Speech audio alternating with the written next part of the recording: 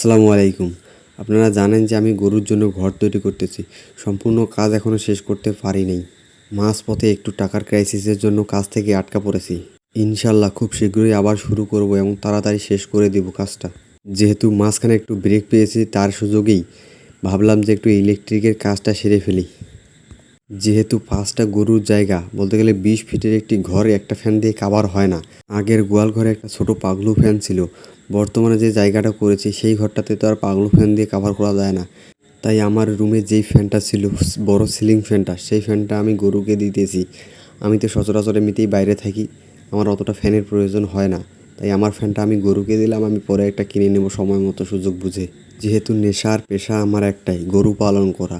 তাই গরু সুস্থ, আমার মন ভালো, আমার মন ভালো, আমি সুস্থ।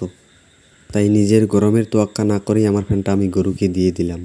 নিজের সর্বোচ্চটা দিয়ে গরু পালার চেষ্টা করব। আর এই গরু পালার জার্নিটা আমার কাছে যুদ্ধের মতো, কারণ আমি শূন্য পকেটে শুরু করেছি। আর এই জার্নিটা আমি শুরু থেকে শেষ পর্যন্ত আপনাদের সাথে শেয়ার করব। শূন্য থেকে কত দূরেই বা যেতে পারলাম।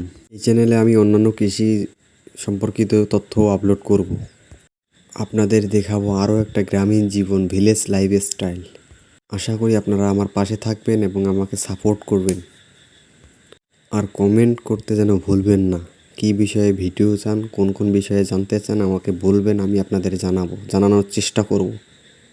আজ এ পর্যন্তই। ভালো থাকবেন সবাই। লাইক, কমেন্ট, সাবস্ক্রাইব করে যাবেন। খুদা হাফেজ।